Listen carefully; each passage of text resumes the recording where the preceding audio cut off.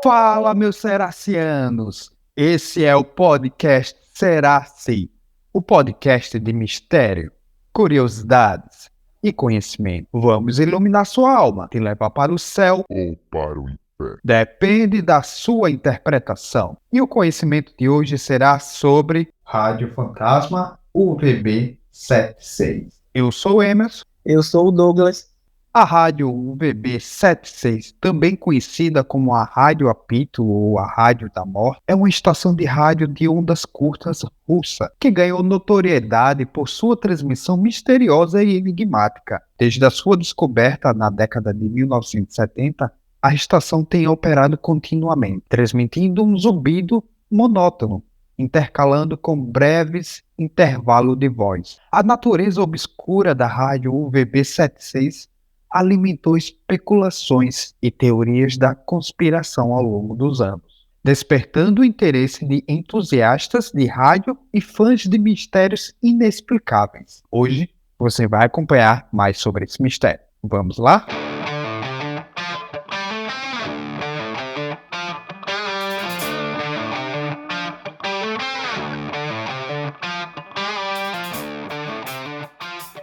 A rádio UVB-76, ela transmite um sinal de constante ruído branco, ou um tom repetitivo, conhecido como buzzer.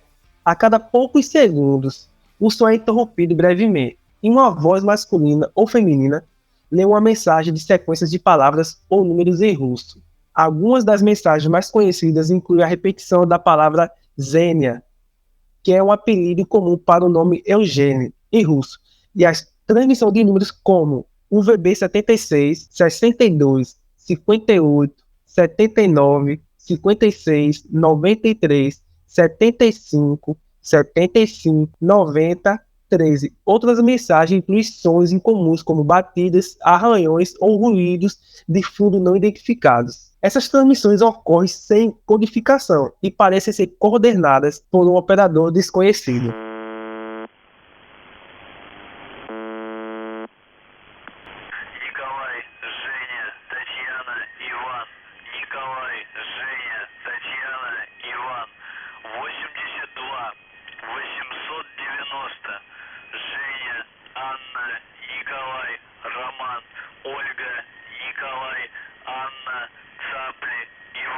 E agora, para o nosso ouvinte entender o que são essas transmissões, vamos adentrar o que seria ondas curtas. É comum a gente utilizar rádio nas frequências FM, mas existem outras formas também de transmissão por ondas de rádio, como a AM, que está ficando cada vez mais em desuso, e também a ondas curtas, que é uma forma de transmissão antigo e caro. Caro porque ele utiliza muita energia, demanda muita manutenção dos equipamentos. Mas o que são essas ondas curtas? As ondas curtas são altas frequências que permitem que esse som seja espalhado de forma global, a longas distâncias. Quanto mais alta for a frequência, menor a banda. Sendo assim, pode variar entre 10 a 100 metros. Agora você pode se perguntar, como as ondas curtas elas conseguem ir a longas distâncias? Essa resposta se dá pela atmosfera, mas particularmente na ionosfera. Quando uma propagação de ondas curtas é feita, as ondas elas vão subir, descer e bater na ionosfera. Ao chegar lá, elas vão ser refletidas novamente para a Terra. E com isso, o sinal da rádio consegue ir mais e mais longe. Outra característica importante, essas ondas, elas costumam ser mais fortes durante a noite, porque durante o dia, as ondas ultravioletas emitidas do Sol interferem no sinal. Então é muito mais provável que o áudio fique bem mais audível durante a noite. Uma característica citada por Douglas dessa rádio é a emissão do ruído branco. O que seria esse ruído branco? É um barulho que combina as oscilações de diferentes frequências com o objetivo de atingir todo o espectro de som, para mascarar qualquer tipo de frequência que esteja atrapalhando a pessoa. Esse som é basicamente um barulho de estática de televisão quando está fora de canal, por exemplo. O propósito e a origem da rádio UVB-76, eles são desconhecidos. Alguns especulam que seja uma estação de monitoramento militar ou um sistema de comunicação usado por agências de inteligências russas. No entanto, a natureza enigmática dessa estação alimentou muitas teorias da conspiração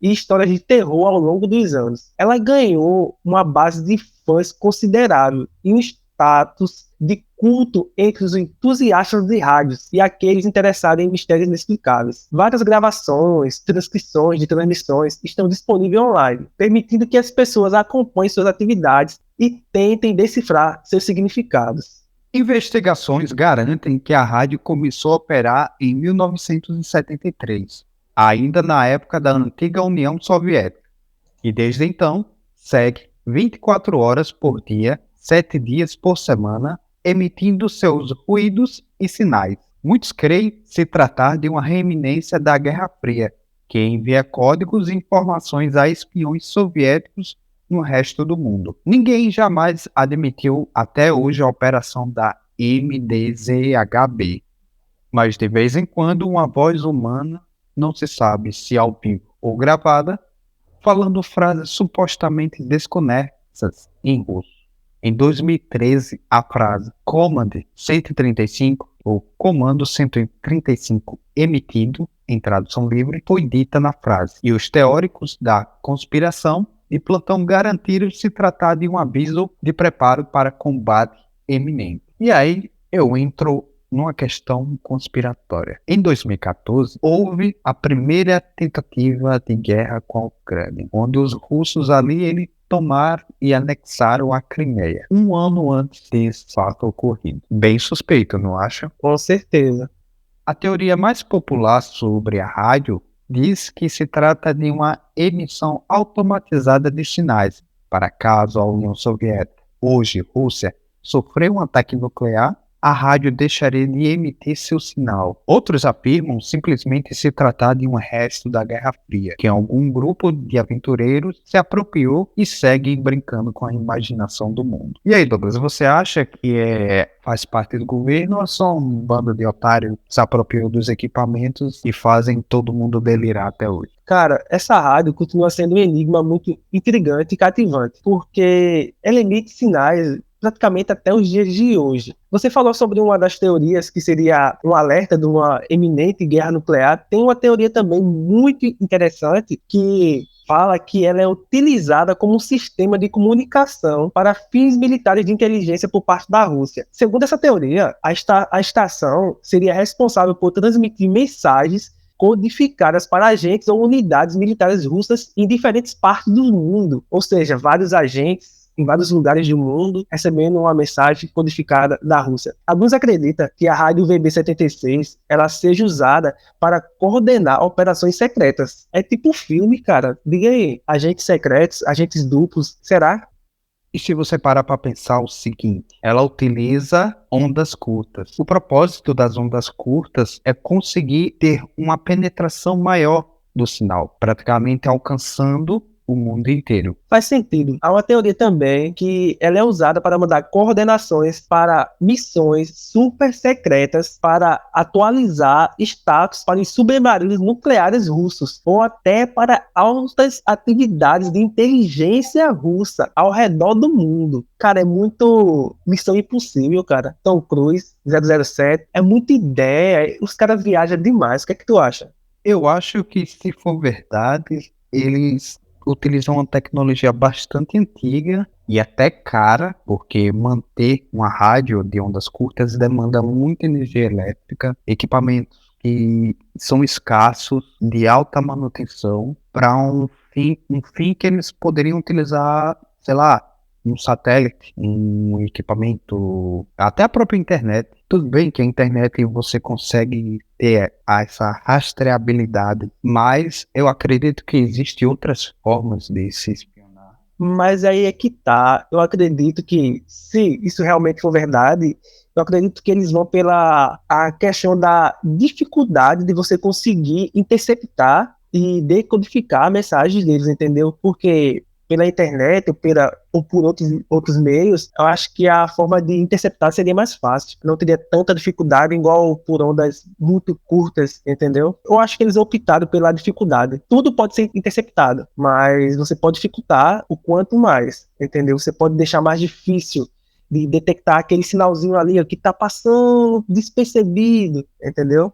Durante muito tempo, o governo russo negou ter envolvimento com a rádio. Porém, depois da mudança de sede, de maneira muito rápida e curiosa, encontraram o livro de anotações sobre as mensagens transmitidas. Isso corroborou para que as pessoas entenderem que o exército russo estava envolvido com as transmissões. Ninguém sabe o porquê de o exército estar envolvido com a rádio, nem qual é o real propósito ou objetivo. Além disso, depois da mudança da sede, ninguém descobriu onde a emissora está agora. Alguns acreditam que esteja em uma cidade perto da fronteira com a Estônia. Cara, pensa bem, se essa rádio não existe, se é apenas uma especulação, por que a Rússia nunca se pronunciou falando? Eu pelo menos não vi, né? Nenhum artigo, nada, ela pronunciando, falando que isso é nada a ver, que é apenas loucura dos imaginativos das pessoas, entendeu? Agora, tem muitas teorias, blá blá blá tal. Vamos teorizar mais um pouco. E se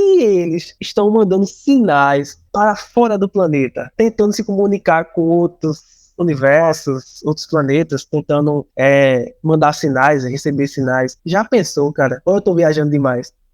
É uma teoria que pode ser válida. Ou eles estão em algum outro lugar do planeta em que eles conseguiram identificar alguma vida que não é normal da Terra, que pode ter vindo de outro lugar. E por manter de forma secreta, eles precisam utilizar uma comunicação que para muitos pode ser arcaica, mas super eficaz para transmitir a mensagem. E se essas mensagens que até hoje não conseguiram decodificar, não conseguiram decifrar o que é transmitido ali, mas se entre quem está mandando e quem está recebendo, a troca de mensagens são sobre conhecimentos de armas futurísticas, conhecimentos de coisas que a gente, pessoas comuns, vamos dizer assim, não temos imaginação nenhuma do que pode ser. Já pensou?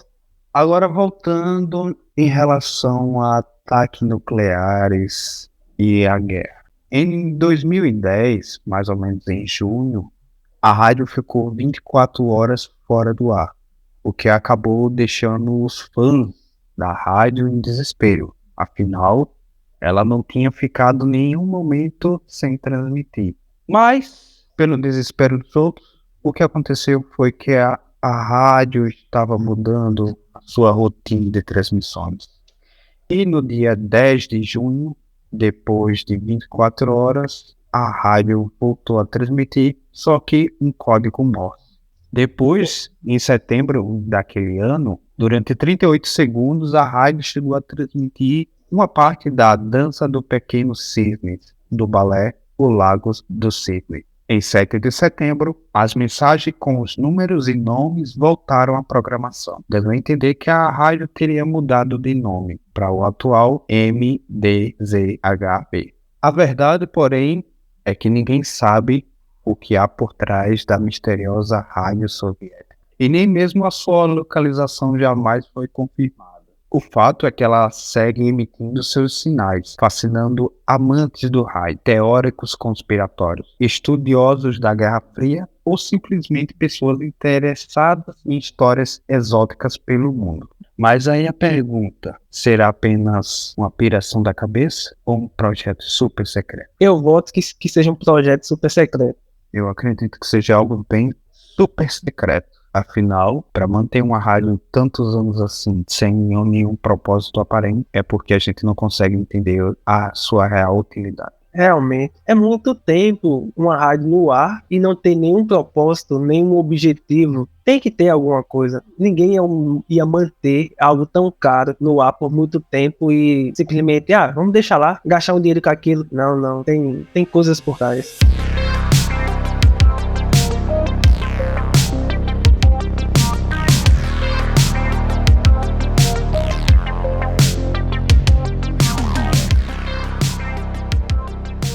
E para você, ouvinte que acha que só existe ela de rádio de ondas curtas, engana. No mundo existem várias emissoras que transmitem sinal de ondas curtas, inclusive o Vaticano. Então, ele possui uma rádio de ondas curtas e que, dependendo do rádio que você tiver em casa, você consegue sintonizar e ouvir a rádio. E você que acha que não dá para ouvir a rádio, engana. Se você pesquisar pela Universidade de Twente, você conseguirá ouvir sim a captação do áudio. Para ouvir, você precisa adicionar a frequência 4625 na abreviatura de kHz. E pronto, você conseguirá ouvir a transmissão de forma online. E aí, meus queridos ouvintes, vão testar, ouvir o que tem nessa rádio, vão tentar descobrir, decifrar o que eles estão transmitindo, vão entrar para o Clube dos Curiosos, tentando entender, decifrar os mistérios da Rússia. Você acha que é um artefato de guerra, em que se ela parar de transmitir, estamos prestes a viver tempos complicados? Ou é apenas mistério que a gente não consegue compreender? Deixe seu comentário no post no nosso Instagram, @será-se-podcast. Eu sou o Emerson. Eu sou o Douglas. E esse foi mais um episódio. Até a próxima.